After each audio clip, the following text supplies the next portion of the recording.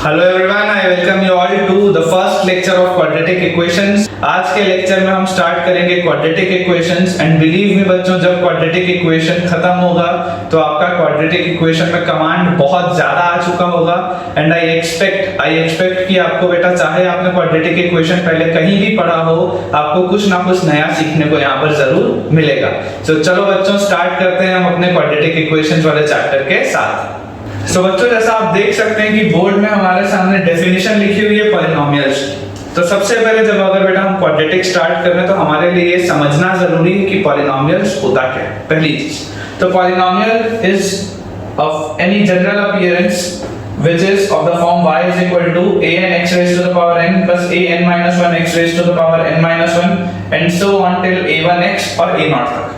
इस तरीके का अगर कोई भी बेटा जनरल अपीयरेंस में हमारे पास एक्सप्रेशन लिखा रहता है, जहां पर ये जो n है मतलब कि वेरिएबल का पावर, n मतलब वेरिएबल का पावर, वेरिएबल के पावर किस में होनी चाहिए बेटा? होल नंबर में। पहली चीज, अगर आपका कोई भी एक्सप्रेशन है वो पॉलिनोमियल सिर्फ और सिर्फ तब कहलाएगा जब वेरिएबल के जितने भी बेटा पावर्स है वो सारे के सारे किस में होंगे? होल नंबर में होंगे।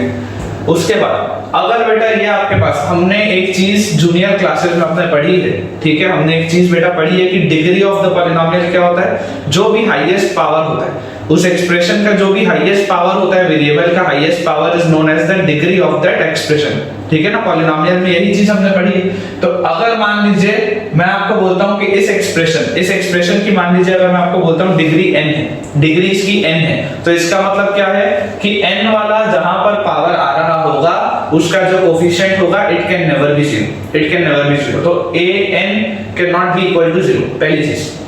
उसके बाद ये जितने भी बेटा ये सारे के सारे नंबर्स लिखे हुए हैं, a1 a2 a3 a4 ऐसा करके a0 an, ये जितने नंबर्स लिखे हुए हैं, ऑल दीज ai, जहां पे i कहां से कहां जा सकता है? 0 से लेकर n तक। ये 0 से लेकर के n तक जितने भी अपने पास ये a वाले टर्म्स है, they all are real numbers. r मतलब कैपिटल R मतलब क्या होता है? Real numbers. ये वाला जो साइन होता है वो बिलोंग्स टू का होता है, हमने इनइक्वालिटी में पढ़ा है। और कैपिटल R मतलब होता है रियल नंबर्स। ठीक है, तो ये सारे के सारे रियल नंबर्स होते हैं। इसमें हम कॉम्प्लेक्स नंबर का जिक्र नहीं करते। कॉम्प्लेक्स नंबर क्या होता है मैं सिखाऊंगा, ठीक है, मैं सिखाऊंगा। और अभी जैसे हमने देख लिया है कि n क्या है? डिग्री है इस पॉलिनोमियल की। अब अगर बेटा हमको ये डेफिनेशन समझ में आती है, बेटा समझ में आती है, तो आप एक चीज बिल्कुल ध्यान से समझ के रखिए कि हमें मैं बहुत ज्यादा डिटेल में बेसिक्स में नहीं जाऊंगा। जो 9th और 10th का पॉलिनोमियल्स होता है या जो बेसिक टर्म्स होते हैं कि लीनियर पॉलिनोमियल क्या होता है, मोनोमियल क्या होता है, बायनोमियल क्या होता है, ट्राइनोमियल क्या होता है, क्वाड्रेटिक है ना, क्यूबिक, किसको क्वाड्रेटिक बोलते हैं, किसको क्यूबिक बोलते हैं। ऑफ कोर्स क्वाड्रेटिक है तो उसका जिक्र तो होगा ही, लेकिन एकदम जो बेसिक्स होते हैं कि जीरोस ऑफ द पॉलिनोमियल किसको बोला जाता है, रिमाइंडर थ्योरम क्या होता है, ये सब बताने वाली चीजें नहीं है बेटा, क्योंकि ये आपने ऑलरेडी जूनियर क्लासेस में पढ़ा होगा अपने क्लास 9th और 10th में। इन केस बच्चों मान लीजिए आपको क्लास 9th और 10th के पॉलिनोमियल्स को एक बार रिवाइज करने की जरूरत है, बेसिक्स अपने देखने की जरूरत है, तो इसी चैनल के प्लेलिस्ट में अगर आप जाएंगे बेटा, प्लेलिस्ट वाले सेक्शन में क्लास 9 के मैथ्स में और क्लास 10 के मैथ्स में आपको पॉलिनोमियल्स के वीडियो मिल जाएंगे। ठीक है, 9th का पॉलिनोमियल्स मैंने करवाया हुआ है, 10th का भी मैंने करवाया हुआ है। आप चाहें तो इस वीडियो को स्टार्ट करने के पहले, आगे का लेक्चर देखने के पहले उस सब को भी रिवाइज कर सकते हैं, सो दैट कि आप इनफ कॉन्फिडेंट रहें अपने पॉलिनोमियल्स वाले चैप्टर को लेके। अब यहाँ पर बेटा अगर हम बात करते हैं क्वाड्रेटिक की, तो ये बात तो समझ में आती है कि n की वैल्यू क्या होनी चाहिए? 2 होनी चाहिए। अगर n की वैल्यू बेटा 2 होगी मतलब कि वेरिएबल का हाईएस्ट पावर 2 होगा, और I can say that this polynomial y will be converted into a2x square plus a1x plus a0, a2x square plus a1x plus a0। ये आपके पास बेटा पूरा का पूरा एक्सप्रेशन बन जाएगा। ठीक है, और इस एक्सप्रेशन को आप बोल सकते हैं क्वाड्रेटिक। किसी भी एक्सप्रेशन को क्वाड्रेटिक बोलने के लिए हमें सिर्फ और सिर्फ ये चीज मेक श्योर करनी है कि सबसे पहले तो जितने भी आपके कांस्टेंट टर्म और ये जो कोफिशिएंट्स है x और x स्क्वायर के, ये सारे के सारे रियल नंबर्स हो, पहली बात। और दूसरी बात ये होती है कि कोई भी जो आपके पास वेरिएबल होगा उसके सारे के सारे पावर होल नंबर्स में ही होने चाहिए, और हाईएस्ट पावर उसका 2 ही होना चाहिए सिर्फ और सिर्फ, तब वो क्वाड्रेटिक कहला सकता है, अदरवाइज वो क्वाड्रेटिक नहीं कहला सकता। तो यहाँ पे बेटा देखो हमको एक चीज जो समझनी है वो ये है that this A2 is known as leading term. This A2 is known as leading term. ठीक है ना, जो मैक्सिमम वाला जो पावर होता है, मैक्सिमम वाले पावर के अगर सामने वाला जो कोफिशिएंट होगा that will be known as leading term. कई बार इस तरीके के बेटा वर्ड्स का जिक्र सवालों में होता है, तो हमें पता होना चाहिए कि कौन कौन सी वैल्यूज हमें गिवन है। ठीक है ना, ये जो A0, this A0 is known as constant term and sometimes this A0 is also known as absolute term. इसे कांस्टेंट टर्म और एब्सोल्यूट टर्म भी कहा जाता है। ठीक है, और ये जो A1 होता है, this A1 is middle term, this A1 is middle term. ठीक है, और इन सब के अलावा बेटा, इन सब के अलावा कभी-कभी सवालों में कहा जाता है कि we have a monic polynomial. कई बार सवालों में लिखा जाता है we have a monic polynomial. तो मोनिक पॉलिनोमियल का क्या मतलब होता है? Whenever it is written it is a monic polynomial, it means that the leading term will be 1, that the leading term will be equal to 1। ठीक है ना, ये होता है मोनिक पॉलिनोमियल का मतलब कि लीडिंग टर्म उसमें क्या होगा, 1 होगा। ठीक है बच्चों, तो अब जैसे हमने बेसिक्स एकदम देख लिए हैं, जो काम की चीजें, तो अब बेटा हम बिल्कुल चैप्टर में एंटर करते हैं। जो सबसे पहला पार्ट है वो है graph, a very important part, graph. Class 10th के बेटा बुक में, क्लास 10th की एनसीईआरटी बुक में ग्राफ जरूर दिया गया है। आप में से हो सकता है कुछ बच्चों को पता भी होगा कि क्वाड्रेटिक का जो ग्राफ होता है it is known as a parabola. लेकिन इस ग्राफ के ऊपर कैसे इस ग्राफ को बनाया जाता है या क्या क्या कंडीशंस होती हैं, इस ग्राफ पे बहुत ज्यादा चर्चा नहीं की जाती। तो अगर हम बेटा बात करें पैराबोला की, तो मान लेते हैं सबसे पहले तो कि हमारे पास एक फंक्शन है y, y is equals to fx है, y is a function of x, और वो फंक्शन है इस तरीके से defined ax square plus bx plus y एक फंक्शन है x का and it is defined as ax square plus bx plus c where a b c are real numbers and a is not equal to 0। अगर a की value बेटा 0 नहीं है और अगर ये मुझे पता है कि ये पूरा का पूरा जो है वो x में आपके पास एक्सप्रेशन दिया हुआ है जिसका मैक्सिमम पावर 2 है, या मैं ये बोलूं इस पॉलिनोमियल की डिग्री 2 है, then I can safely say that it is a quadratic. ठीक है, तो क्वाड्रेटिक का ग्राफ कैसा होता है? क्वाड्रेटिक का ग्राफ होता है पैराबोला। अब पैराबोला बेटा बनता कैसे? देखो, अगर मान लो हमारे पास ये एक्सप्रेशन दिया हुआ है ax square plus bx plus c, तो इसका जो पैराबोला होगा, सबसे पहली बात पैराबोला, अगर मान लीजिए हमारे पास a is greater than 0 है, अगर मान लीजिए हमारे पास a is greater than 0 है, अगर आपको कहा जाता है कि जो लीडिंग टर्म है वो 0 से बड़ा है, कोफिशिएंट ऑफ x स्क्वायर जो है वो 0 से बड़ा है, तो parabola will be of the form this. ये हो सकता है आप में से कुछ बच्चों को पता भी हो। ठीक है ना, आपको बेटा मैं अभी से एक चीज बता दूं कि क्वाड्रेटिक में मैक्सिमम टाइम्स क्या होता है, y is equals to x square वाला फॉर्म होता है जिसमें पैराबोला इस तरीके से आपको बनता हुआ दिखता है। और जब बेटा हम कोनिक सेक्शन पढ़ेंगे उसमें जो आपको जनरल बोला जाएगा parabola, it will be of the form y square is equal to 4ax। वो इस तरीके का क्वाड्रेटिक आपको बोला जाएगा, या आप बोल सकते हो कि x will be equal to y square by 4, something like this बोला जाएगा। तो वैसे सिचुएशन बेटा जो ग्राफ होगा it will be of the form this, इस तरीके का वो ग्राफ बनेगा। ठीक है ना, अभी जो हम बना रहे हैं वो ग्राफ इसके हिसाब से बना रहे हैं। तो हम एक चीज ये समझ सकते हैं कि जिसका पावर होगा, देखिए x का अगर पावर है तो ये ग्राफ जो है वो इस तरीके से, वो जो ग्राफ है इस तरीके से, अगर y का पावर होगा तो ग्राफ इस तरीके से। ठीक है, ये चीज अपन सीख जाएंगे ना, कोई बहुत बड़ी बात नहीं है, आ जाएगा, बहुत आसान सा पोर्शन है। तो चलिए, अगर मान लीजिए हम अभी देख रहे हैं क्वाड्रेटिक में जहां पे x स्क्वायर वाले हमारे पास टर्म्स हैं, और मैं आपको कहता हूं कि अगर हमारे पास लीडिंग टर्म जो होता है, it is greater than 0, then graph will be an upward facing parabola. The graph will be an upward facing parabola। पहली चीज, अगर हमारे पास क्वाड्रेटिक है समथिंग लाइक दिस, तो इसका ग्राफ होगा अपवर्ड फेसिंग पैराबोला। अब जो मैटर करती है चीज, वो क्या मैटर करती है? मैटर बेटा ये करता है कि आपका जो ग्राफ है वो किस तरीके का है। अगर मान लीजिए बेटा मैं आपको ये बोलता हूं कि हमारे पास सपोज ये एक्स एक्सिस है, तो इस सिचुएशन में क्या हुआ? इस सिचुएशन में दिस पैराबोला का curve is cutting my ex axis. अगर मान लीजिए मैं आपको बोलता हूं कि जो मेरे पास जो ग्राफ है it is of the form this. यहां पर क्या हो रहा है? यहां पर बेटा जो पैराबोला का कर्व है it is touching the x axis. यहां पर एक्स एक्सिस को कट कर रहा है, यहां पर एक्स एक्सिस को टच कर रहा है, ठीक है। And if I say that I have a graph something like this, तो बेटा इन तीन केसेस में, बी इट केस 1, केस 2 और केस 3, हम एक चीज बहुत आसानी से देख सकते हैं कि इनके अलावा और कोई भी पॉसिबिलिटी नहीं। अगर मान लीजिए बेटा आपके पास ग्राफ इस एक्स एक्सिस को कट करते हुए जा रहा है, अगर हम केस 1 की बात करें that if the graph is cutting the x axis, ठीक है, ये हम केस 1 की बात कर रहे हैं। ध्यान देने वाली बात आपके लिए ये है कि a is greater than 0 for all these three cases। a यहां पर भी 0 से बड़ा है, a यहां पर भी 0 से बड़ा है और a यहां पर भी 0 से बड़ा है। क्यों?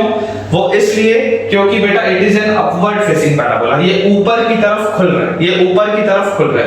क्या आप इसको ऐसा भी समझ सकते हो? देखो कई बार इस हाइलाइट जब मैं आपको बताऊंगा तो कई बार उसमें ये भी चीज पता चलती है कि this looks like a cup of tea, this looks like a cup of tea।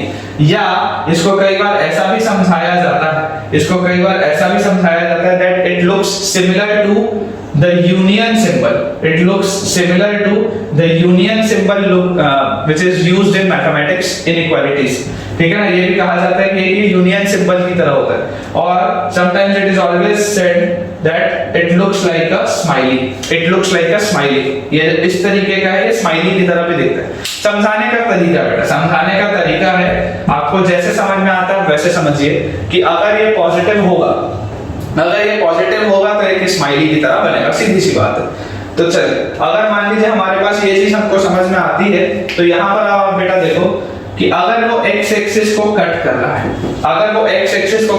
इसका क्या मतलब है? इसका मतलब ये है बेटा कि अगर मैं ये फंक्शन जो है y is equals to ax² plus bx plus c, अगर मान लो बेटा वो ये वाले पॉइंट x1 पे और मान लो बेटा वो ये वाले पॉइंट x2 पे, अगर ये x1 और x2 पे अगर इस ग्राफ को बेटा ये कट कर रहा है, x एक्सिस को कट कर रहा है, तो मैं क्या ये बोल सकता हूं कि ये जो मेरे पास इक्वेशन है इसके रूट्स होंगे x1 एंड x2। बोलने का क्या मतलब है कि जब इस ग्राफ में बेटा मैं x की जगह x1 रखूंगा, तो कायदे से आप सोच के देखो कि अगर यहाँ पर कहीं पर मेरे पास y एक्सिस है, तो उस सिचुएशन में जब मैं x1 पे बात करूंगा तो उस सिचुएशन में y की वैल्यू क्या हो जाएगी? 0 हो जाएगी, क्योंकि x1 तो यहाँ पर देखो। अगर मान लो मैं यहाँ पर कहीं पर बात करता तो y की वैल्यू क्या आती मेरे पास? पॉजिटिव आती। सिखाऊंगा भी सारी की सारी चीजें सिखाऊंगा, लेकिन ये चीज आप बेटा देख सकते हो कि अगर मान लो ये मेरे पास कोऑर्डिनेट एक्सिस होती मेरी कार्टेशियन प्लेन में, और अगर मैं यहाँ पर आपको x बोलता तो आप देख सकते थे कि x के करस्पॉन्डिंग y यहाँ पर आता और पॉजिटिव आता, ठीक है। लेकिन अगर मैं आपको बोल रहा हूँ कि अगर मैं x1 पे बात करूँ तो x1 पे बात करने में क्या हो जाएगा? ये पूरे के पूरे y की वैल्यू 0 आ जाएगी। सिमिलरली अगर मैं x2 पे बात करूं तब भी पूरे के पूरे y की वैल्यू 0 आ जाएगी। और क्या हम ये भी चीज देख सकते हैं that these x1 and x2 are real roots, both of them are real roots, क्योंकि नंबर लाइन में मतलब रियल रूट्स। तो इस सिचुएशन में बेटा जहां पर आपको a तो पॉजिटिव दिख ही रहा है, हमने बेटा क्लास 10th में पढ़ा एक कंसेप्ट डिस्क्रिमिनेंट का, which is equal to b² minus 4ac, है ना। आप बेटा सारे के सारे बच्चे क्लास 10th में एक फॉर्मूला पढ़े होंगे कि अगर quadratic equation ax² plus bx plus c होता है तो उस सिचुएशन में क्या होता है? x1 और x2 जो रूट्स होते हैं, it is equal to it is equal to -b plus minus root over b square minus 4ac upon twice of a। ये फॉर्मूला आपने जरूर पढ़ा होगा, ठीक है ना। आप चाहे बेटा किसी भी बोर्ड में पढ़े हो, क्लास 10th में आपने ये फॉर्मूला जरूर पढ़ा होगा कि क्वाड्रेटिक इक्वेशन को सॉल्व करने के लिए ये क्वाड्रेटिक फॉर्मूला होता है। कुछ बुक्स में से श्रीधराचार्य मेथड भी बोला जाता है, दोनों ही अप्रोप्रिएट है। तो ये वाला बेटा आपके पास मेथड है, ठीक है। अब यहाँ पर बेटा हमें पता होता है कि ये जो अंडर रूट के अंदर टर्म लिखा हुआ है b square minus 4ac, this b square minus 4ac is called capital D, which stands for discriminant,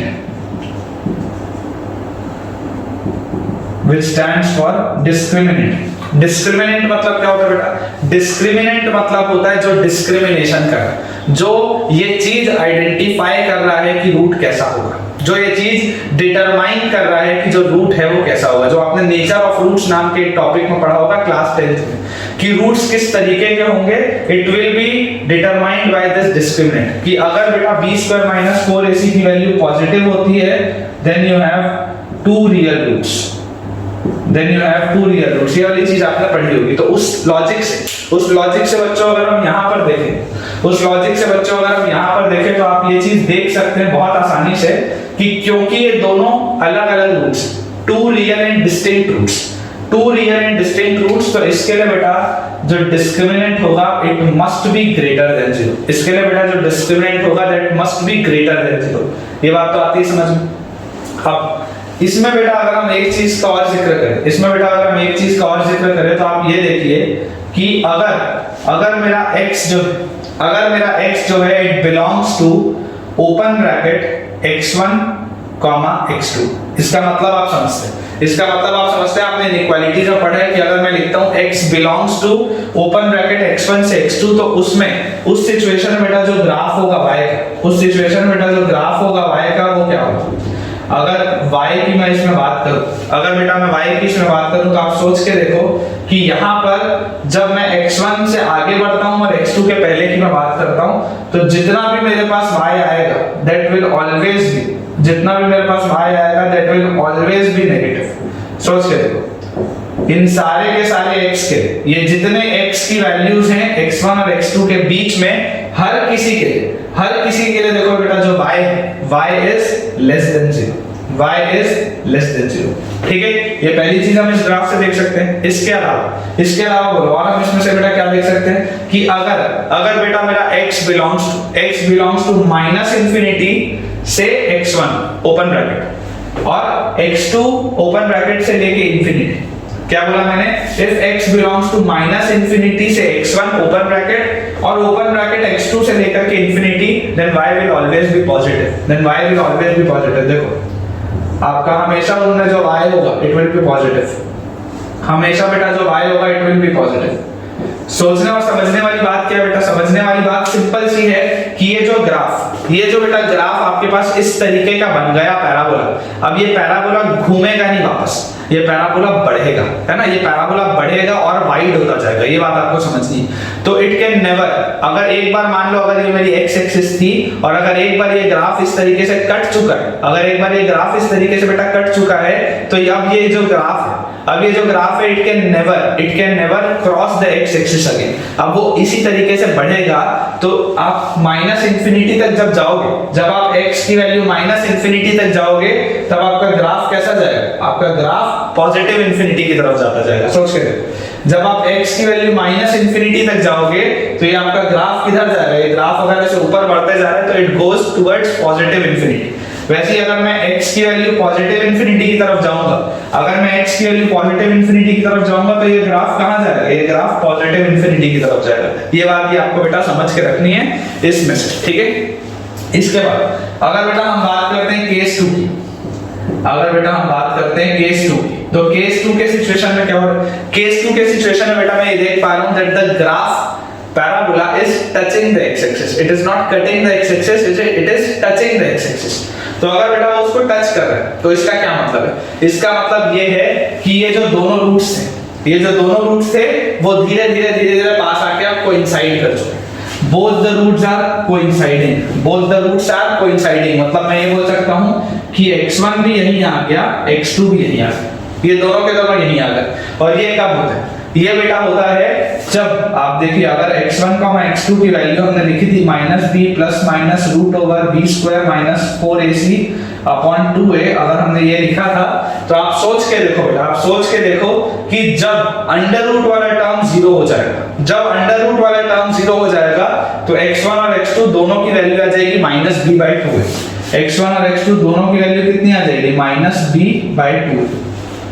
ठीक है, और जैसे बेटा ये दोनों की वैल्यू आ जाएगी तो अंडर रूट अपने यहाँ पे 0 हो रहा है। अंडर रूट के अंदर वाली चीज को क्या बोलते हैं? Discriminant. So I can safely say that discriminant should be equal to 0 if the quadratic equation has equal roots. If the quadratic equation has equal roots, then the discriminant must be equal to 0. जैसे अगर मान लीजिए हम example ले लेते हैं y is equals to x minus 1 का whole square, y is equals to x minus 1 का होल स्क्वायर।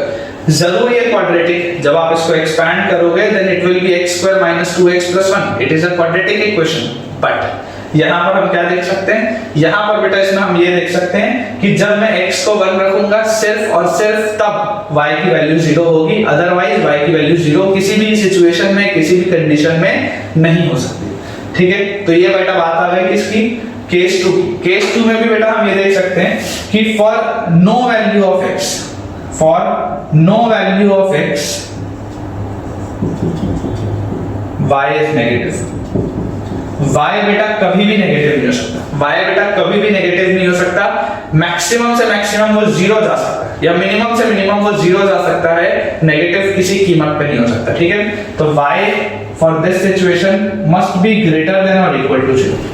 ये जो y आएगा, जो परफेक्ट स्क्वायर है, हमें क्या पता है? Perfect square is always positive या 0। Perfect square is always positive या 0, या मैं ये बोल सकता हूं it is always non negative, क्योंकि 0 भी जो है वो नॉन नेगेटिव है। तो perfect square is always non negative, it can never be negative, है ना? तो ये वाला अपने पास यहां पर आ गया।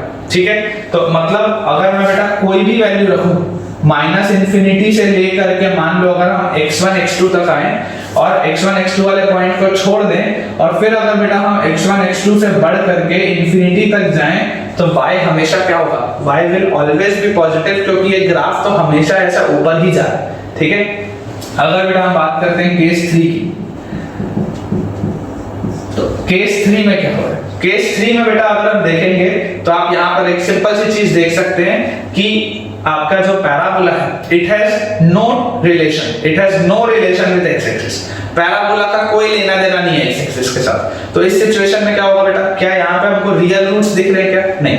रियल रूट्स कब आते हैं? रियल रूट्स सिर्फ और सिर्फ तब आते हैं जब बेटा आपका एक्स एक्सिस के साथ कांटेक्ट हो। रियल रूट सिर्फ और सिर्फ तब आएंगे जब इस पैराबोला का एक्स एक्सिस के साथ कांटेक्ट, चाहे टच चाहे कट। लेकिन अगर कोई कांटेक्ट ही नहीं हुआ तो रियल रूट्स एग्जिस्ट नहीं करेंगे। Mind my words, mark my words बेटा, मैं बोल रहा हूं रियल रूट्स एग्जिस्ट नहीं करेंगे। आई एम नॉट सेइंग कि रूट्स एग्जिस्ट नहीं करेंगे, रूट्स एग्जिस्ट करेंगे, but they will be of complex nature, they will be imaginary roots आएगा वो। लेकिन इस सिचुएशन में रियल रूट्स वोंट एग्जिस्ट, है ना? No real roots, no real roots, पहली बात। और अगर बेटा हम यहाँ पे दूसरी बात करें तो आप यहाँ पे एक सिंपल सी चीज देख सकते हैं कि इस सिचुएशन के लिए अगर रियल रूट्स नहीं है, मतलब कि आपके पास अंडर रूट के अंदर जो भी टर्म्स है, अंडर रूट के अंदर वाले सारे के सारे टर्म्स क्या होने चाहिए? नेगेटिव होने चाहिए। मतलब हम ये बोल सकते हैं कि डिस्क्रिमिनेंट की जो वैल्यू होगी, डिस्क्रिमिनेंट की value will be less than 0। अगर अंडर रूट के अंदर नेगेटिव होगा तभी तो रियल नेचर लूज होगा ना, क्योंकि हम आज तक बेटा क्या पढ़ते आए हैं? हम आज तक सिर्फ और सिर्फ ये पढ़ते आए हैं कि अंडर रूट के अंदर हमेशा पॉजिटिव चीज जाती है। तो हमने अगर ये चीज पढ़ी है कि अंडर रूट के अंदर हमेशा पॉजिटिव चीज जाती है, इसका मतलब ये है कि वो हम रियल नेचर की बात कर रहे हैं। या अंडर रूट के अंदर अगर 0 जाता है तो ये हम रियल नेचर की बात कर रहे हैं। लेकिन अगर अंडर रूट के अंदर बेटा आपके पास कोई नेगेटिव चीज चले गई तो उसका मतलब क्या है? उसका सिंपल सा मतलब ये है कि वो रियल नेचर लूज कर चुका है और यहाँ पर d इज लेस देन 0। ठीक है ना? d इज लेस देन 0, तो डिस्क्रिमिनेंट आपका 0 से छोटा होगा। और इस सिचुएशन में बेटा for no value of x can this equation be equal to 0 or for no value of x can this equation be negative? x की कोई भी वैल्यू के लिए माइनस इंफिनिटी से प्लस इंफिनिटी तक अगर आप x की कोई भी वैल्यू डाल दें, it can never be equal to 0 और it can never be negative. जैसे अगर मान लो मैं आपको बोलता हूं एक equation for an example y is equal to let us say, यहां पर हमने x - 1 का स्क्वायर लिखा था, अब मैं लिख देता हूं x - 1 का स्क्वायर प्लस 1। मान लो मैंने लिख दिया y = x - 1 का स्क्वायर प्लस 1। अब हमें ये चीज बेटा पता है कि जो परफेक्ट स्क्वायर है वो मिनिमम से मिनिमम क्या हो सकता है, 0 हो सकता है, नेगेटिव तो हो नहीं सकता। तो अगर मान लो ये 0 हो भी गया, अगर ये 0 हो भी गया तो y की वैल्यू 1 आ जाएगी, मतलब y अभी भी पॉजिटिव है। और उसके अलावा अगर ये पॉजिटिव होगा और उसमें 1 ऐड होगा तो पॉजिटिव नंबर ही मिलना है। इसका मतलब ये वाला जो इक्वेशन मैंने लिखा है which expands to x² - 2x + 2, which expands to x² - 2x + 2, इसको आप एक्सपैंड करोगे तो ये बनेगा it can never B 0, it can never B 0, it can never be negative, it will always be positive, it will always be positive. तो आप एक चीज मान के चलिए कि अगर हमें बेटा कभी भी कहा जाता है कि हमारे पास एक क्वाड्रेटिक इक्वेशन है व्हिच इज ऑलवेज पॉजिटिव, अगर मान लो हमारे पास कहा जाता है कि we have a quadratic equation which is always positive, तो उसमें सिंपल सी बात क्या होगी कि अगर वो हमेशा पॉजिटिव है तो डिस्क्रिमिनेंट की वैल्यू 0 से छोटी होगी, और अगर वो हमेशा पॉजिटिव है तो a की वैल्यू को 0 से बड़ा होना पड़ेगा। आपको ये बेटा चीज सिंपल सी याद रखनी है कि a is greater than 0 here also, a is greater than 0 here also and a is greater than 0 here also, है ना। इस सिचुएशन में d नेगेटिव है, a पॉजिटिव ही है। इस सिचुएशन में d 0 है, a पॉजिटिव ही है। इस सिचुएशन में d 0 से बड़ा है और a भी 0 से बड़ा है। ये बेटा पूरा का पूरा हमने ग्राफ पढ़ा है, मैंने आपको समझाने की कोशिश की है। जरूर अगर आपको बेटा इसमें से कोई भी डाउट आता है, तो आप लोग वीडियो पॉज कर सकते हैं, चाहे तो रिवाइंड करके एक बार वापस देख लीजिए, अदरवाइज आप कमेंट में से पूछ लीजिए। ठीक है बच्चों, तो देखो जो मैं आपको अभी समझाने की कोशिश कर रहा था, जो मैंने आपको 3 ग्राफ बनाए थे ना, बताए थे, इसमें आप देखिए अगर मान लो मेरे पास एक इक्वेशन है y = x² - 5x + 4, एक रिलेशन ये है x² - 5x + 4। एक हम इक्वेशन लिख लेते हैं y = x² - 4x + 4, ठीक है, ये मेरे पास हो गया दूसरा रिलेशन। और अगर बेटा मैं तीसरे रिलेशन की बात करूं कि y = x² - 3x + 4, यहां पर मेरे पास है x² - 5x + 4, यहां पर है मेरे पास x² - 4x + 4, और यहां पर है बेटा मेरे पास x² - 3x + 4, ठीक है। अब इन तीनों में बेटा सिर्फ और सिर्फ ये बीच वाले x के कोफिशिएंट का अंतर है और ग्राफ तीनों का अलग हो जाएगा, ध्यान से देखो। यहाँ अगर मान लो हम इसको थोड़ा सा सिंपलीफाई करें, x² - 5x + 4, आपने बेटा अपने प्रीवियस नॉलेज से जानते हो कि इस क्वाड्रेटिक को हम स्प्लिटिंग द मिडिल टर्म से सॉल्व कर सकते हैं, है ना। तो यहाँ पे आ जाएगा x² - 4x - x + 4, और I can say this as x × x - 4 - 1 × x - 4, or it can be written as x - 4 times x - 1। ये चीज हम लिख सकते हैं। अब इससे बेटा मुझे क्या पता चला, इससे बेटा मुझको ये चीज पता चलती है कि ये जो क्वाड्रेटिक है इसके दो रूट्स हैं which are 1 and 4, इसके दो रूट्स हैं which are 1 and 4। इसका क्या मतलब, इसका बेटा मतलब ये है कि अगर मैं x एक्सिस बनाता हूं, अगर इसको हम बना लें y एक्सिस, तो x एक्सिस और y एक्सिस बनाने के बाद, बेटा बनाने के बाद जब हम इसका ग्राफ प्लॉट करेंगे, तो देखो ये बात तो समझ में आती है कि x² का कोफिशिएंट क्या है। x² का कोफिशिएंट है 1 और 1 इज अ पॉजिटिव नंबर, तो इसका ग्राफ क्या होगा, it will be an upward facing parabola, है ना, माउथ ओपनिंग अपवर्ड्स पैराबोला, ऊपर की तरफ खुलेगा, पैराबोला ऊपर की तरफ खुलेगा। तो यहां से हम बोल सकते हैं कि इसका ग्राफ पैराबोला बनेगा तो ऊपर से। और क्योंकि बेटा इसके दो रूट्स आ रहे हैं 1 और 4, सो आई कैन से दैट कि अगर मान लेते हैं ये पॉइंट 1 है, ये पॉइंट 2 है, ये पॉइंट 3 है, ये पॉइंट 4 है, तो इसका जो ग्राफ होगा it will be something of this form, ऐसा। कुछ इस तरीके का ग्राफ होगा ना। एक्यूरेट तो नहीं होगा बेटा, क्योंकि मैं स्केल वेल से तो बना नहीं रहा हूं ना, एक्यूरेट नहीं होगा, लेकिन कुछ इस तरीके का होगा। अब इसमें देखो x इज इक्वल टू 1 पे और x इज इक्वल टू 4 पे। अगर इस इक्वेशन में मान लो x इज इक्वल टू 1 डालूंगा तो ये पूरा का पूरा इक्वेशन 0 हो जाएगा, मतलब x इज इक्वल टू 1 पे 0 आ रहा है। अगर मैं इसमें x इज इक्वल टू 4 डालूंगा तो x इज इक्वल टू 4 पे भी ये क्या आ रहा है, 0 आ रहा है। अब इसके बाद बेटा अगर हम बात करते हैं कि देखो अगर हम मान लेते हैं बेटा 4 से कोई भी एक बड़ी वैल्यू मान लो, 5 मान लो या 6 मान लो, ठीक है। अगर तुम इसमें मान लो 5 डालते हो, अगर तुम इसमें 5 डालते हो तो ग्राफ से आई कैन इजीली सी कि 5 डालने पे मुझे पॉजिटिव वैल्यू मिलनी चाहिए, क्योंकि 4 से जितना भी मैं बड़ा नंबर ले लूं, चाहे मैं 4.000001 भी लूं, then also this graph will be positive। तो देखो अगर मान लो हम 5 रख के देखें तो यहाँ पर बेटा अगर हम 5 रखेंगे तो बोलो कितना आ जाएगा, 5 स्क्वायर इज 25 माइनस 25 प्लस 4, ये चीज आएगी। जैसे आप 5 रखोगे तो ये 25 माइनस 25 कट गया, तो y की वैल्यू कितनी आ गई, y की वैल्यू आ गई 4, which is a positive number, जो मुझको यहाँ से दिखाई भी देता है कि हाँ भाई पॉजिटिव आएगा। सिमिलरली मुझे बेटा क्या दिखता है कि अगर मैं 1 और 2 के बीच, सॉरी 1 और 4 के बीच में अगर मैं कुछ भी पुट करूं, अगर मैं इस 1 और 4 के बीच में कुछ भी पुट करूं तो कायदे से ग्राफ की वैल्यू क्या आनी चाहिए, नेगेटिव आनी चाहिए।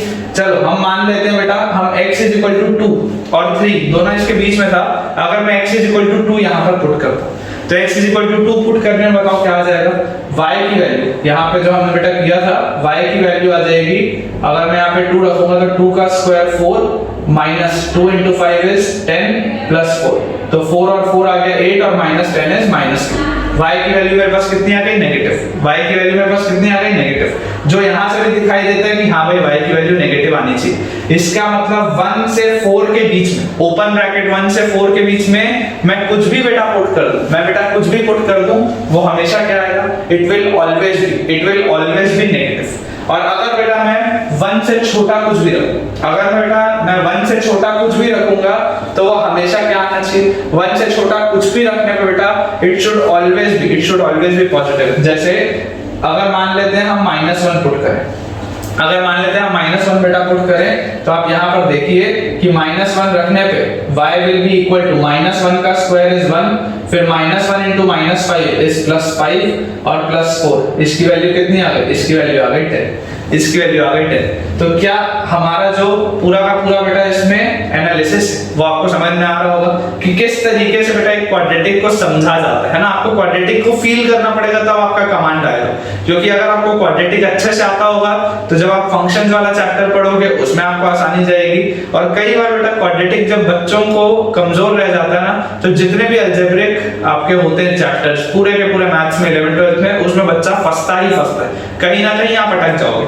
और अगर आपको क्वाड्रेटिक समझ में आया, मतलब अगर आपको पैराबोलिक ग्राफ समझ में आया और ग्राफ्स की एक बार आपको फील आ गई, तो फिर पूरे के पूरे मैथ्स को बेटा सॉल्व करना बेहद आसान हो जाएगा, क्योंकि हर सवाल को बेटा एक हद तक ग्राफिकली भी एनालाइज किया जा सकता है, सोचा जा सकता है।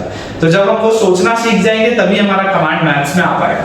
तो यहाँ से बेटा इसका एनालिसिस हो गया। तो यहाँ से बताओ हाइलाइट्स में अगर इस ग्राफ के लिए बोलूं तो मैं क्या क्या बोल सकता हूँ। First of all coefficient of x square, coefficient of x square मेरे पास 1 है, 1 which is greater than 0। Coefficient of x square मेरे पास 1 है which is greater than 0। अगर बेटा मैं बोलता हूँ x belongs to -infinity से 1 union 4 से infinity।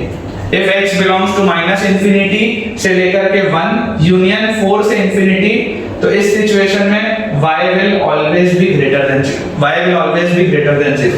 अगर हम बोलते हैं x is equal to 1, 4, अगर हम x की वैल्यू डाल देते हैं 1 और 4, तो 1 और 4 डालने पर y will be equal to 0, and if I say x belongs to open bracket 1 से 4, अगर x belongs to open bracket 1 से 4, तो इस सिचुएशन में y will be less than 0। इस सिचुएशन में y will be less than 0। I believe आपको ये बढ़िया से समझ में आया होगा। अब इसके बाद बेटा अगर हम बात करें अपने सेकंड वाले ग्राफ, तो सेकंड वाले बेटा देखो ग्राफ में क्या हो रहा है। अगर हम सेकंड वाले ग्राफ की बात करते हैं तो इस सिचुएशन में हम इसको यहाँ से लिख सकते हैं, आपको भी दिखाई दे रहा होगा, this is nothing but x minus 2 का whole square, this is nothing but x minus 2 का whole square, y is equal to x square minus 4x plus 4 अगर लिखा है then this is x minus 2 का होल स्क्वायर। तो अगर बेटा ये x minus 2 का होल स्क्वायर लिखा हुआ है, इसका मतलब क्या है कि x is equal to 2 is the only root of this equation, x is equal to 2 is the only root of this equation। अगर हम बेटा इसका ग्राफ बनाएंगे, अगर हम इसका ग्राफ बनाएंगे तो ये अपने पास बना y एक्सिस, ये बना अपने पास x एक्सिस, और ये आपके पास आगे बेटा 0.1, दिस इज 0.2, दिस इज 0.3, इस तरीके से। तो ये 2 के अबाउट, ये 2 के अबाउट इसका जो ग्राफ होगा बेटा it will be of this form, कुछ इस तरीके का, ठीक है ना, कुछ इस तरीके का आपके पास जो बेटा पैराबोलिक ग्राफ इसका बनेगा, कुछ ऐसा, कुछ इस तरीके का इसका आपके पास ग्राफ आ जाएगा। और इसमें हम क्या देख सकते हैं, इसमें बेटा हम ये देख सकते हैं कि सिर्फ और सिर्फ x इज इक्वल टू 2 रखने पे, सिर्फ और सिर्फ x इज इक्वल टू बेटा 2 रखने पे इस ग्राफ की वैल्यू 0 हो रही है, अदरवाइज वो कभी भी 0 नहीं होगा।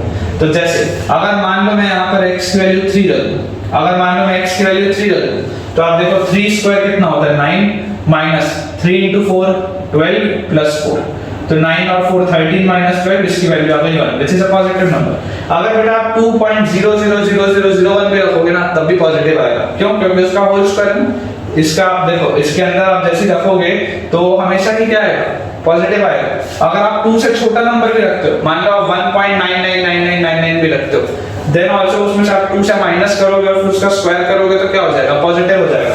इसका मतलब क्या है, इसका मतलब ये है that this graph is always non-negative, this graph is always non-negative।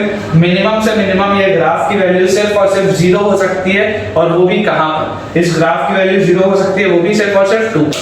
तो यहाँ पर हम क्लियरली बेटा लिख सकते हैं कि कोफिशिएंट ऑफ x स्क्वायर, तो यहाँ पर भी पॉजिटिव है, मैं वापस से लिख नहीं रहा हूँ। if x belongs to अगर हम मान लो लिखते हैं कि x की वैल्यू जो है it belongs to minus infinity से open bracket two union open bracket 2 से लेकर के इंफिनिटी, मतलब पूरे के पूरे बेटा x एक्सिस से मैंने सिर्फ और सिर्फ एक 2 वाला पॉइंट है जो छोड़ा है, तो वैसे में y will be always greater than 0। और अगर हम x की वैल्यू 2 रख देते हैं then y will be equal to 0। अगर हम x की वैल्यू 2 रख देते हैं then y will be equal to 0। अब अगर हमको ये वाली भी चीज समझ में आ चुकी है तो अब हम लास्ट वाले बेटा केस को देखते हैं। लास्ट वाले केस में आप देखिए हमारे पास y इज इक्वल टू लिखा हुआ है x square minus 3x plus 4। अब इस सिचुएशन में बेटा आप सोच के देखो कि इसका जो डिस्क्रिमिनेंट होगा, that is b square minus 4ac। तो b स्क्वायर मतलब क्या आएगा, माइनस 3 का स्क्वायर है ना। ओरिजिनल इक्वेशन हमेशा हम क्या मानते हैं, ax square plus bx plus c। This is always my original equation. तो अगर हम कंपेयर करेंगे तो b की वैल्यू कितनी आएगी, -3। तो b स्क्वायर माइनस 4a और उसके बाद c की जगह पे 4। तो यहाँ पर देखिए कितना आ गया अपने पास, 9 minus 16 which comes out to be -7 which is less than 0। अगर डिस्क्रिमिनेंट की वैल्यू 0 से छोटी, अगर बेटा डिस्क्रिमिनेंट की वैल्यू 0 से छोटी है और अगर आपके पास जो कोफिशिएंट ऑफ x स्क्वायर है which is 1, अगर वो आपके पास 0 से बड़ा है तो graph will always B greater than 0। Graph will always B greater than 0। आपका जो फंक्शन होगा वो हमेशा क्या होगा, पॉजिटिव होगा। तो अगर हम इसका ग्राफ बनाएं तो it will be of this form, इसका मतलब क्या है, इसका मतलब ये है that for no value of x, अगर आप x को कुछ भी रख लें, x belongs to minus infinity से इंफिनिटी या x belongs to complete real number set, आप कुछ भी इसमें रख लोगे, हमेशा आपके पास जो y होगा वो क्या होगा, y will always B greater than 0। y की वैल्यू कभी भी नेगेटिव नहीं हो सकती, y की वैल्यू कभी भी 0 नहीं हो सकती। अगर मान लो आप पॉइंट्स रख के देख भी लो, तो देखो जब आप x की वैल्यू बेटा रखोगे 0, जब आप x की वैल्यू रखोगे 0 तो x की वैल्यू 0 रखने पे बोलो कितना आ जाएगा, y will be equal to 0 फिर 0 और प्लस 4। तो x की वैल्यू 0 रखने पे y की वैल्यू 4 आ जाती है। इसका मतलब ये वाला पॉइंट क्या होगा, ये वाला पॉइंट विल बी 4। आप अगर मान लो x की वैल्यू 1 रखते हो या 2 रखते हो या 3 रखते हो, आप बेटा जो भी वैल्यू रखो, अगर मान लो आप 1 रखते हो तो कितना आ जाएगा, 1 माइनस 3 प्लस 4। 1 माइनस 3 प्लस 4 कितना होता है, 5 minus 3, this is equal to 2। मतलब कि x की वैल्यू 1 रखने पे y की वैल्यू मेरे पास आ जाती है 2। आप कोई भी वैल्यू रखोगे वो हमेशा क्या आएगा, पॉजिटिव ही आएगा। तो ये अपने को बेटा समझना है इस पूरे के पूरे ग्राफ से। ठीक है बच्चों, तो देखो जैसे हमने a ग्रेटर देन 0 जब हमने केस लिया था वो हमने पूरा का पूरा डिस्कस कर लिया। For the equation y is equal to ax square plus bx plus c, अगर a पॉजिटिव होता है तो हमने पूरा का पूरा उसके जो तीनों केसेस थे वो काफी डिटेल में देख लिए। अब अगर मान लो a की वैल्यू 0 से छोटी है, अगर मान लो a की वैल्यू 0 से छोटी है, इस सिचुएशन में जो ग्राफ होंगे, इस सिचुएशन में जो ग्राफ होगा that will be of this form. इस सिचुएशन में जो ग्राफ होगा that will be of this form. बोलने का मतलब क्या बेटा, बोलने का मतलब है this is downward facing parabola.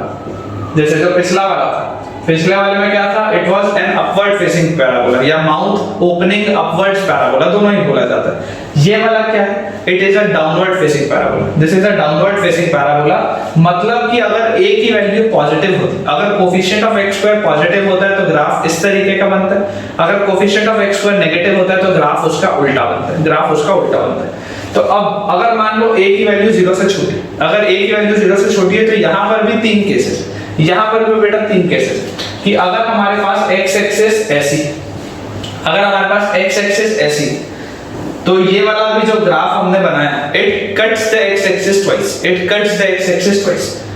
अगर हम इस तरीके से बना रहे कि ये x एक्सिस है और हमारा जो ग्राफ है it is of the form this, touches the x axis. और अगर बेटा मैं ग्राफ आपके पास बना लूं इस तरीके से कि ये x एक्सिस है और हमारे पास जो ग्राफ है, हमारे पास जो ग्राफ है वो इस तरीके का, हमारे पास जो ग्राफ है वो इस तरीके का, no contact with x axis. Same वही केसेस हैं, बस इसमें a की वैल्यू नेगेटिव है। तो जैसा आपने बेटा अपन ने देखा ही है कि यहाँ पर अगर मान लीजिए हमारे पास दो जगह ये कट कर रहा है और अगर मान लेता हूँ मैं इसको दो रूट्स x1 और x2, अगर हम इसको दो रूट्स मान लेते हैं x1 और x2, तो इस सिचुएशन में बताओ बेटा मेरे पास क्या आ जाएगा। इस सिचुएशन में अगर मैं देखूंगा तो यहाँ पर इसका एक तो सबसे पहले जो रिलेशन होगा, इसका जो सबसे पहले रिलेशन होगा उसको हम मान लेते हैं कि माइनस टाइम्स ऑफ, जैसे पिछले वाले में मैंने माना था, मान लो इसको मैं मान लेता हूं minus times of x square minus 5x plus 4। मान लो ये अगर इक्वेशन, तो ये सिंपलीफाई होकर किस तरीके का आ जाता है, minus times of x minus 1 times x minus 4, यही आता है जैसे पिछले वाले केस में आया था। इसका जो ग्राफ होगा वो ऐसा होगा, जहां पे आप ये बोल सकते हो that x1 will be equal to 1 and x2 will be equal to 4। इसका ग्राफ इस तरीके का होगा।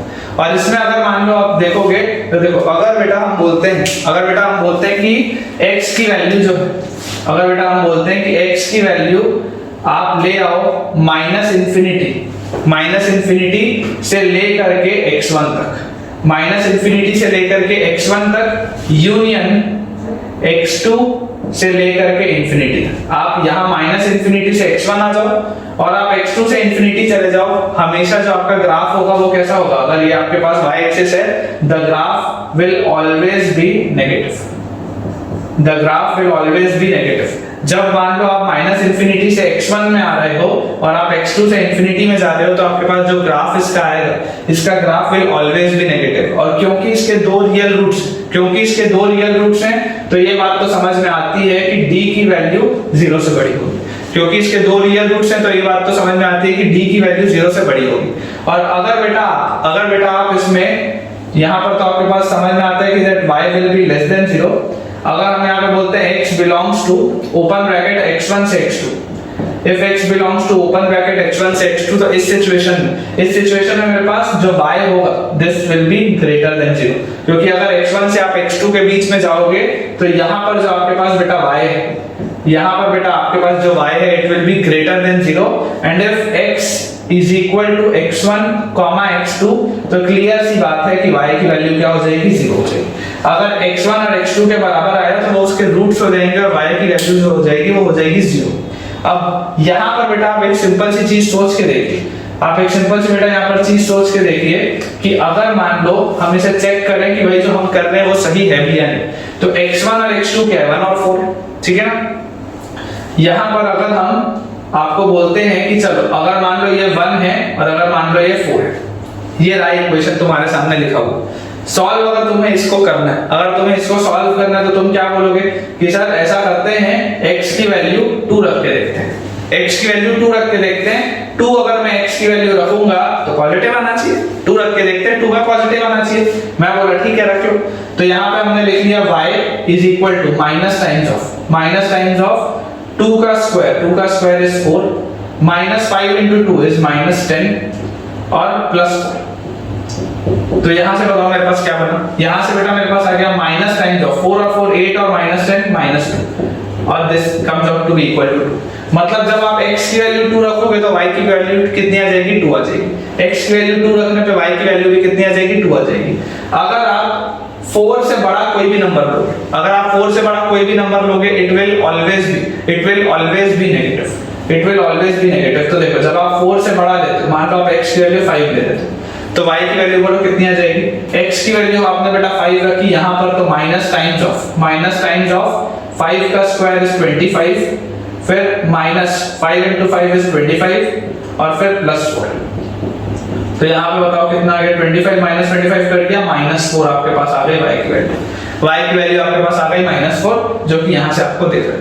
तो आपको बेटा इस तरीके का एनालिसिस करना आना चाहिए। जैसे अगले वाले केस में जैसे हमने पिछले वाले में बोलो क्या माना था, हमने पिछले वाले में माना था y इज इक्वल टू, अगर मैं यहाँ बोल दूं minus times of x square minus 4x plus 4, अगर मैं ये मानूं y is equal to minus times of x square minus 4x plus 4, minus sign बाहर लगाने का सिर्फ और सिर्फ इकलौता रीजन ये है कि मुझे x स्क्वायर का कोफिशिएंट नेगेटिव बनाना है, क्योंकि अगर x स्क्वायर का बेटा कोफिशिएंट नेगेटिव होगा, ये a की वैल्यू अगर नेगेटिव होगी सिर्फ और सिर्फ तब ये parabola will be a downward facing parabola, it will be a mouth downward opening parabola, सिर्फ और सिर्फ तब। तो यहाँ पर अगर हम ये चीज बनाते हैं तो यहाँ से आप देखिए इसमें भी जो d होगा ये हमको समझ में आता है कि जो d की वैल्यू होगी it will be equal to 0, क्योंकि यहाँ पर बेटा ये जो ग्राफ है वो x एक्सिस को टच कर रहा है। पिछले वाले केस में graph was cutting the x axis, ये वाले केस में graph is touching the x axis. और अगर ये x एक्सिस को टच करते हुए जा रहा है इसका मतलब क्या है, both of its roots are equal, मतलब x1 और x2 दोनों के दोनों सेम पॉइंट पे लाई करते हैं and both of this roots are equal. तो यहां से हम देखो अगर y की वैल्यू देखेंगे, अगर मान लो आप x की वैल्यू 2 रखते हो, इसमें अगर हम x की वैल्यू 2 रखते हैं तो माइनस टाइम्स ऑफ ये तो 0 आ जाएगा, मतलब विच इज इक्वल टू 0 होंगे। और उसके अलावा x की वैल्यू 2 रखने के अलावा कोई भी वैल्यू रखो, x की वैल्यू 2 रखने के अलावा आप कोई भी वैल्यू रखो, this graph will always be negative. तो मैं ये बोल सकता हूं कि x belongs to minus infinity से open bracket 2 union open bracket 2 से इंफिनिटी, पूरे के पूरे नंबर लाइन में या पूरे के पूरे रियल नंबर से मैंने सिर्फ और सिर्फ एक 2 वाला एलिमेंट छोड़ा है। तो वैसे सिचुएशन में y will always be less than 0, ठीक है। और इसके बाद बेटा देखो, जैसे अगर मान लो आप यहाँ पर y की वैल्यू, अगर मान लो हम बोलते हैं कि चलो x की वैल्यू 1 रख के देखते हैं, x की वैल्यू हम बोलते हैं 1 रख के देखते हैं, तो बोलो y की वैल्यू कितनी आ जाएगी, माइनस टाइम्स ऑफ 1 का स्क्वायर माइनस 4 प्लस 4। तो इसकी वैल्यू बोलो कितनी आ गई, 4 माइनस 4 कट गया, इसकी वैल्यू आ गई माइनस 2। नेगेटिव वैल्यू हमेशा नेगेटिव आएगा, आप कोई भी नंबर रख लो, वो हमेशा क्या आएगा, नेगेटिव आएगा। This graph can maximum be 0, this graph की value can maximum be 0 and that will be at x is equal to 2। मतलब x इज इक्वल टू अगर मैं 2 रखूंगा तो उसकी 0 आएगी वैल्यू, अदरवाइज वो हमेशा क्या होगा बेटा, नेगेटिव होगा, it will always be a negative graph. अगर हम अगला आखिरी वाला केस देखें तो यहाँ पर आप देखिए, जैसे अगर हम लिख लेते हैं y is equal to minus times of x square minus 3x plus 4, है ना, ये भी हमने पिछले वाले में लिया था, है ना। उसके बाद मैंने माइनस साइन से मल्टीप्लाई इसलिए कर दिया क्योंकि मुझे x स्क्वायर का कोफिशिएंट नेगेटिव बनाना है। डिस्क्रिमिनेंट अभी भी बेटा जो आएगा वो बताओ कितना आएगा। अगर आप इस इक्वेशन को ऐसे लिख लो कि minus x square plus 3x minus 4, अगर आप इसको ऐसा लिख लो और अगर हम बोले डिस्क्रिमिनेंट मुझे बताओ, then discriminant will be equal to b square is 3 का स्क्वायर माइनस 4, a की जगह माइनस 1, c की जगह minus 4। This comes out to be 9 और ये माइनस माइनस ये वाला प्लस हो गए, ये वाला माइनस वैसे का वैसे ही, तो 4 into 4 16, this is equal to -7 which is less than 0। Discriminant आपका इस सिचुएशन में बेटा 0 से छोटा है और आपका जो ग्राफ होगा this will always be a negative graph, this will always be a negative graph. आप बेटा कोई भी वैल्यू रख लो, आप बेटा कोई भी वैल्यू रख लो, इस ग्राफ की वैल्यू कभी भी 0 के बराबर या इस ग्राफ की वैल्यू कभी भी पॉजिटिव हो ही नहीं सकती for every value of x belongs to real number लिख लो या आप लिख लो x बिलोंग्स टू -इंफिनिटी से infinity, y will always be less than 0, y will always be less than 0। आप अगर सोचो, अगर आप बोलते हो कि सर x की वैल्यू 1 रख के देख लेते हैं, तो जैसे ही आप x की वैल्यू 1 रखोगे तो x की वैल्यू 1 रखने पे आप बताओ कितना आ जाएगा, माइनस टाइम्स ऑफ 1 -3 + 4, तो यहाँ पर देखो 1 और 4 5 और -3, तो ये आ गया माइनस टाइम्स ऑफ 2 जिसकी वैल्यू आ गई -2। आप चाहे इसमें कोई भी वैल्यू रख लो, आप इसमें चाहे कोई भी वैल्यू रख लो x की, वो हमेशा आपका जो ग्राफ होगा वो क्या होगा, नेगेटिव होगा। और इस सिचुएशन में बेटा आप देख सकते हो कि जैसे देखो यहाँ पर आपके पास जो d था वो 0 से बड़ा था, यहाँ पर आपके पास बेटा जो d था वो 0 के इक्वल था, और इस केस में क्योंकि इसका कोई भी रियल रूट नहीं है तो d की वैल्यू क्या हो जाएगी, 0 से छोटी आ जाएगी। तो a की वैल्यू तो नेगेटिव ही है, तभी वो डाउनवर्ड फेसिंग है, a की वैल्यू नेगेटिव यहाँ पर भी है, a की वैल्यू नेगेटिव यहाँ पर भी है। तो ये आपके बेटा हो गए 3 केसेस जब a की वैल्यू होती है नेगेटिव, और 3 केसेस जब a की वैल्यू पॉजिटिव होती है, वो भी हमने ऑलरेडी देख लिए। ठीक है, तो आई बिलीव बच्चों आपका आज का लेक्चर बढ़िया से समझ में आया होगा। आज सिर्फ एक इंट्रोडक्टरी लेक्चर था, ये अभी हमने क्वाड्रेटिक की शुरुआत भी नहीं की है, ये बहुत बेसिक सा नॉलेज है जो आई बिलीव कि 10th के लेवल तक के बच्चे को आना चाहिए। अगर आप अपने आप को कॉम्पिटिटिव एग्जाम के लिए तैयार करते हो तो 10वीं के बच्चे को ये सारी चीजें आनी चाहिए। फिर भी अगर आपको आज कुछ सीखने का मौका मिला है इस वीडियो के भी थ्रू, तो जरूर वीडियो को लाइक करना ना भूलें। एंड आई बिलीव बच्चों आपने अभी तक चैनल को सब्सक्राइब कर लिया होगा, क्योंकि हमने बहुत सक्सेसफुली पूरा का पूरा प्रोग्रेशंस कंप्लीट कर लिया है, लॉगरिथम कंप्लीट कर लिया है, मॉड्यूलस फंक्शन कंप्लीट कर लिया है, थोड़ी बहुत इनइक्वालिटीज देख ली हैं, क्वाड्रेटिक अभी ऑलरेडी चल रहा है, और आते आते बेटा टाइम में आप देखोगे कि सब कुछ कंप्लीट होगा, डिटेल में कंप्लीट होगा, एंड आपको मजा आ जाएगा बच्चों क्वाड्रेटिक पढ़ने के बाद, ये मेरा पूरा का पूरा भरोसा है। तो विद दिस बच्चों we have come to the end of today's lecture, and जरूर आप चैनल को सब्सक्राइब करें एंड इस वीडियो के लिंक को अपने फ्रेंड से भी शेयर करें, एंड उन्हें ये भी बताएं कि वो जल्दी से पढ़ना स्टार्ट कर लें, क्योंकि एक चैप्टर ऑलरेडी पूरा का पूरा कंप्लीट हो चुका है। जब तक हमारा अगला वीडियो नहीं आता तब तक के लिए thank you all very much for watching this video.